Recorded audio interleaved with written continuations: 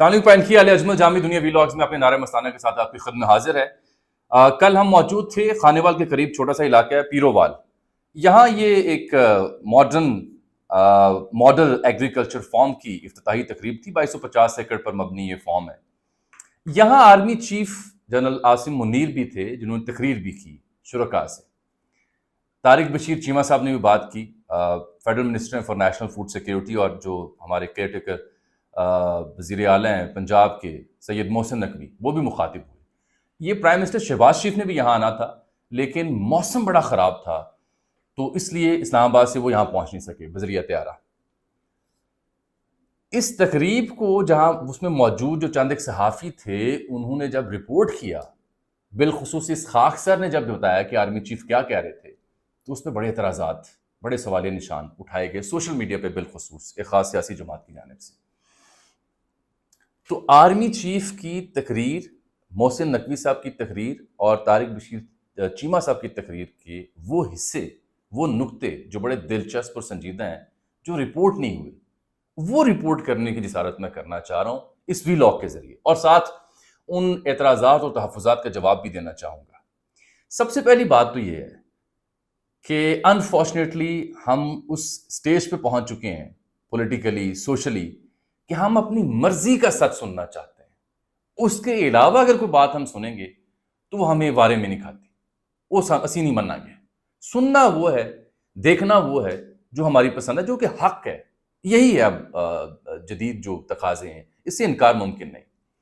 لیکن کیا یہ بات درست نہیں ہے کہ ایک صحافی اگر کسی تقریب میں ہے اور وہاں پہ بالفرض عمران خان صاحب مخاطب ہیں، یا ان سے مل کے آیا ہے، نواز شریف صاحب مخاطب ہیں یا مل کے آیا ہے، شہباز شریف صاحب مخاطب ہیں، مریم نواز یا آرمی چیف یا کوئی اور، تو وہ جو کسی سے ملاقات کر کے آیا یا کسی تقریب میں کسی رہنما کو سن کے آیا، تو اس کا پہلا بنیادی فرض یہ نہیں ہے کہ وہ آ کے یہ بتائے وہ کیا کہہ رہے تھے۔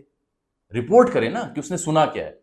تو میں نے تو جو ٹویٹ کیے، میں نے رپورٹ کیا کہ چیف آف آرمی اسٹاف کہہ کیا رہے ہیں، اس پہ میں نے تجزیہ پیش نہیں کیا، رپورٹ کیا۔ کچھ ہمارے صحافی دوستوں نے ان کی تقریر کے بعد تجزیاتی ٹویٹس بھی کیے، ان پہ آپ کی رائے بالکل درست ہے، آپ اسے مناسب سمجھے غیر مناسب سمجھے، لیکن رپورٹ کرنا کب کا جرم ہو گیا؟ یا پھر آپ یہ کہہ رہے ہیں کہ رپورٹنگ بھی وہ کروں جو آپ سننا چاہ رہے ہیں؟ تو ایسا تو ممکن نہیں ہے۔ صحافی اگر کسی تقریب میں ہے، کسی سیاسی، کسی مذہبی، عسکری رہنما سے مل رہا ہے، تو اس نے آ کے رپورٹ کرنا ہے میں نے سنا کیا ہے۔ میرے ہی ویلاگز یا میری ہی وہ رپورٹنگ جو جناب عمران خان صاحب سے ملاقات کے بعد ہوا کرتی تھی، وہ بڑی پسند آیا کرتی تھی پی ٹی اے کے چاہنے والوں کو۔ لیکن جب میں عمران خان صاحب کے علاوہ کسی سے ملوں گا یا کسی تقریب میں جاؤں گا، تو وہ اگر آپ کو پسند نہیں ہے تو اور بات ہے، میں احترام کر سکتا ہوں، لیکن مجھے وہ رپورٹ کرنے کا حق تو دیں بحیثیت صحافی۔ ہماری کئی معزز سینئر جو ڈیفنس بیٹ کور کرنے والی خواتین تجزیہ نگار اور رپورٹرز رہیں، اور مرد بھی رہے، انہوں نے بھی اس پہ میرے ایک ٹویٹ کے اوپر خاصے لتے لیے جب میں نے لکھا کہ جنرل عاصم منیر کہہ کیا رہے تھے۔ تو وہ کام جائز ہے جو ہمارے دور میں ہوا ہے۔ جب فوج نے معاونت ہمیں فراہم کی ہمارے دور حکومت میں، وہ ٹھیک ہے، چاہے وہ فیٹف والا معاملہ ہو، چاہے وہ کارکے والا معاملہ ہو، چاہے وہ ریکوڈک کا معاملہ ہو۔ فوج اور سیاسی حکومت خان صاحب کے دور میں ایسے تھی ان معاملات کے اوپر، اور بڑا فخری انداز میں یہ بتایا جاتا تھا کہ فوج اور حکومت نے مل کے یہ کارنامہ سر انجام دیا ہے۔ تب جو فوج سے تعاون لیا جا رہا تھا وہ جائز تھا، اور یہ تو وہ واقعات جو رپورٹ ہوئے، اور جس قسم کا سیاسی تعاون ان سے لیا جا رہا تھا وہ جائز تھا۔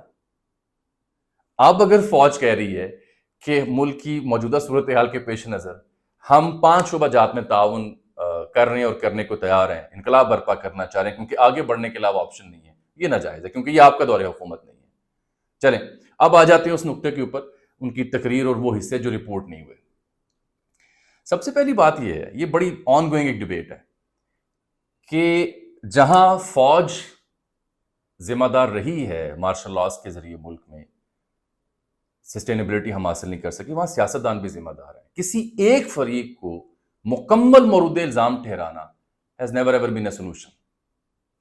ذمہ داری اگر کسی ناکامی کی ہوگی تو سب پہ عائد ہونی چاہیے۔ مثال کے طور پر طارق بشیر چیمہ صاحب بڑے معزز ہیں، ان سے ہماری غیر رسمی گفتگو بھی، وہ بھی میں آپ کو بات بتاؤں گا. آئی جی پنجاب سے ہماری غیر رسمی گفتگو ہوئی اسی تقریب میں، وہ بھی بتاؤں گا الیکشن کے والے سیکیورٹی کے بارے میں انہوں نے کیا عذر پیش کیا کہ بندے ہمارے پاس نہیں ہیں.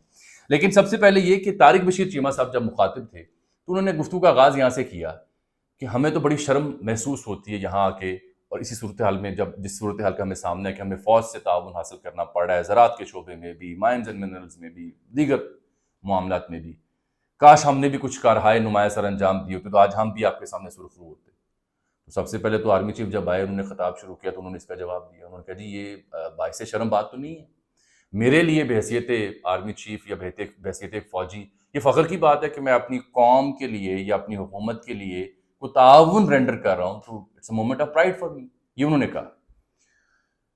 اس کے علاوہ ایک دلچسپ نقطہ اور میں بیان کر دوں، پھر آرمی چیف کی تقریر پہ آتا ہوں. سید محسن نقوی جو نگران وزیر اعلیٰ ہیں پنجاب کے، وہ جو تقریر کر رہے تھے، مجھے اس کا جو امپریشن کیا وہ میں پیش کر دیتا ہوں. اب آ رہا ہے تجزیہ ان کے امپریشن کے اوپر. ان کی تقریر میں جو وہ پلاننگ ڈسکس کر رہے تھے زراعت کے شعبے میں اور دیگر شعبہ جات میں کیسے ہم نے آگے بڑھنا ہے، وہ سن کے مجھے تاثر یہ آیا کہ اے نہیں کتنے جان والے لگ رہے، کم لمبا لگ رہے ہیں ان کی تقریر سے. مثال کے طور پر وہ جو فارمنگ کا ذکر کر رہے تھے، جو ایسے جدید فارمز کی جہاں جہاں افتتاح اور جو منصوبہ سازی کا ذکر کر رہے تھے، اس سے لگ رہا تھا کہ لمبی پلاننگ ان کی ہے اس شعبے میں آگے بڑھنے کے لیے. اور بار بار وہ فوج کی جو تعاون تھا یا ان کا جو کردار رہا ہے اس سلسلے میں، اس کو خراج تحسین پیش کر رہے تھے. محسن نقوی صاحب مخاطب بھی کر رہے تھے سپہ سالار کو، ایک کور کمانڈر بیٹھے ہوئے تھے ان کو، اور دیگر جو ذمہ داران تھے ان کو بھی ان کا نام لے رہے، شکریہ ادا کر رہے تھے.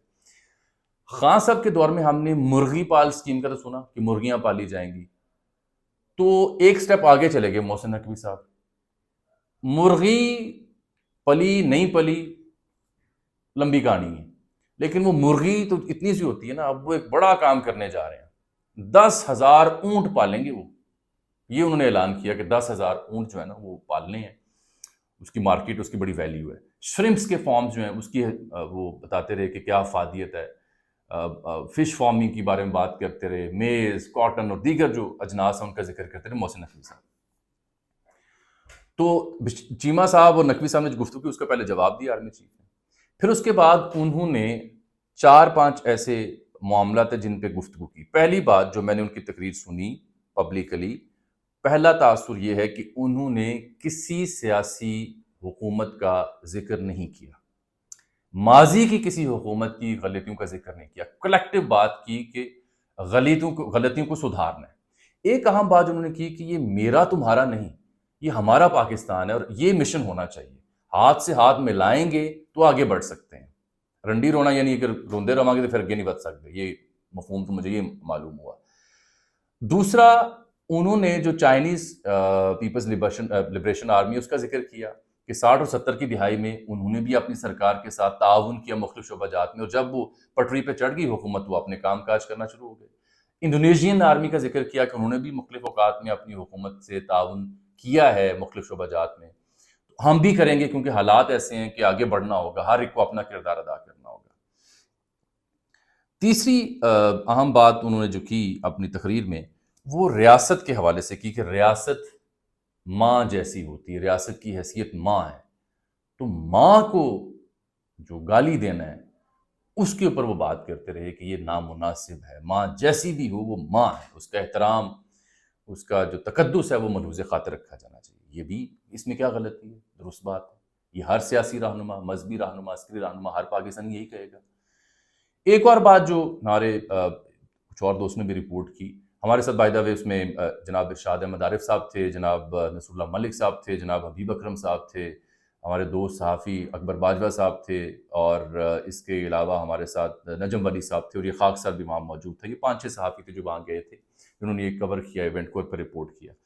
البتہ جو نجم ولی صاحب نے ٹویٹ کیا کہ ان کو ان کی گفتگو سننے کے بعد کس ماضی کے سپہ سالار کی جھلکیاں نظر آئیں. ایوب خان صاحب کا ذکر کر دیا، ضیاء الحق صاحب کا، مشرف صاحب کا.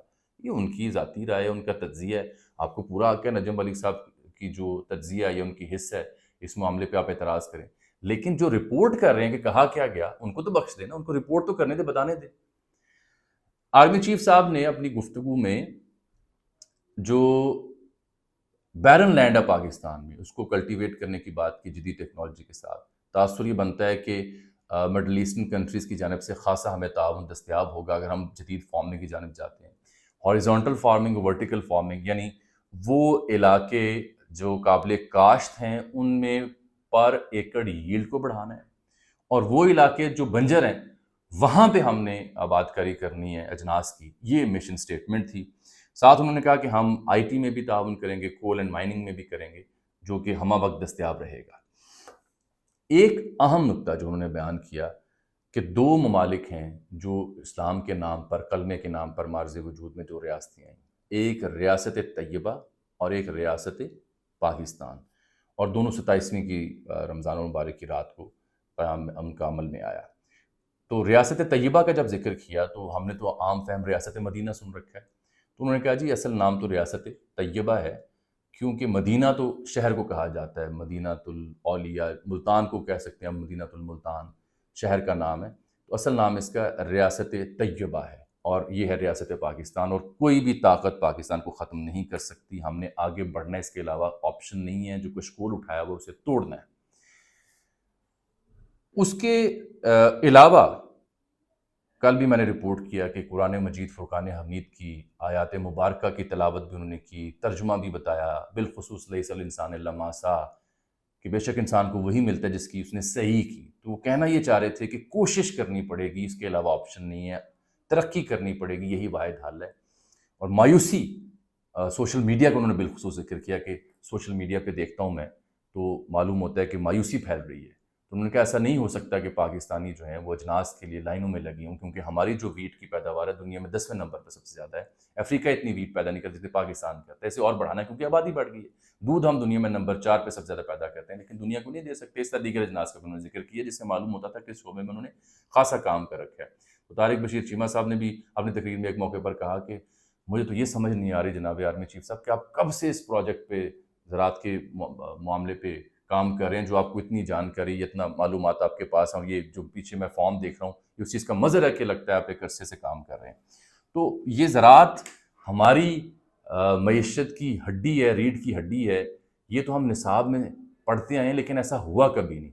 تو اگر ایسا ہونے جا رہا ہے اور ہو تو اللہ کرے رنگ لگن پاگ لگن، اس کے علاوہ تو آپشن نہیں ہے۔ آخر میں جانے سے پہلے جو عسکری حکام سے وہاں ملاقات ہوئی، ان کی تقریر سننے کے بعد میری ان کی خدمت میں ایک تجویز تھی جو میں آپ کو بھی پیش کر دیتا ہوں کہ جناب اگر کسی جگہ سیاسی اور عسکری حکام موجود ہیں، تقاریر کر رہے ہیں کسی موضوع کے اوپر، تو یہ چیف آف آرمی سٹاف جو ہیں ان کے اوپر کیا پردہ داری ہے، ان کی گفتگو بھی نشر ہونے دیں، معلوم ہو عوام کو، میڈیا کو، صحافیوں کو کہ جو موجودہ آرمی چیف ہیں کیا سوچتے ہیں، کیا وچار رکھتے ہیں، ان کا بیانیہ آنے دیں۔ فرق یہ ہوتا ہے، محض میں کنکلوڈ کروں اپنے ریمارکس کو، کہ تعاون تو ہمیشہ ہی رہا سیاسی حکومتوں کے ساتھ، اور عدم تعاون بھی رہا۔ یہ تعاون کب سیاسی نوعیت میں بدل جاتا ہے، کب آئینی اور غیر آئینی ہو جاتا ہے، اس کے بیچ میں ایک بڑی تھن لائن ہے، اور وہ تھن لائن اس لیے ہمارے سیاستدان دور نہیں کر سکے کہ یہ ہمیشہ ان کی ریلائنس اس تعاون پہ ہوتی ہے جو انہیں درکار ہوتا ہے۔ جب درکار سیاسی تعاون سے ہٹ کے صرف غیر سیاسی تعاون کا ہی ہدف ہوگا تو پھر وہ تھن لائن جب کب وہ تعاون سیاست میں بدلتا ہے وہ بھی ختم ہو سکتا ہے، لیکن اس کے آثار یا اشاریے نظر نہیں آ رہے، کیونکہ آج بھی اگر کسی سیاستدان کو وہ تعاون سیاسی مل جائے، چاہے وہ خان صاحب ہوں یا کوئی اور، تو وہ سب کو جائز قرار دے گا، لیکن جیسے ہی وہ تعاون کسی اور کے لیے ہے تو وہ ناجائز ہو جائے گا۔ سیاستدانوں کی یہ جو اعتراضات اٹھتے ہیں آرمی کے کردار کے اوپر، بالکل اٹھائیں، لیکن یہ سیاستدانوں کی ہی سب سے بڑی ذمہ داری ہے کہ وہ جو باریک لائن ہے جب کردار اور تعاون سیاست میں بدل جاتا ہے اس کو ختم صرف سیاستدان ہی کر سکتے ہیں۔ باقی جننے منہ انیاں گلاں، پاکستان واقعی کرائسس میں ہے، اور اس کا حل جو زراعت جو ہم کیونکہ ہم آئی ٹی میں یا دیگر شعبہ جات میں تو کوئی کارہائے نمایاں سر انجام نہیں کر سکے، تو اگر زراعت جو ہے اس پہ ہی بینک آن کر کے آگے بڑھا جائے تو اس میں غلط کیا ہے، ہونا ہی یہی چاہیے۔ آخری بات جو میرا امپریشن ہے وہ یہ کہ جو پلاننگ سنی میں نے ان شعبہ جات میں آگے بڑھنے کے لیے، ترقی کے لیے، اس پلاننگ سے تو تاثر یہ ابھرتا ہے کہ غالباً جو نگران سیٹ اپ بھی آئے گا وہ کوئی سیاسی شاید نہ ہو. وَمَا عَلَيْنَا إِلَّا الْبَلَاغُ.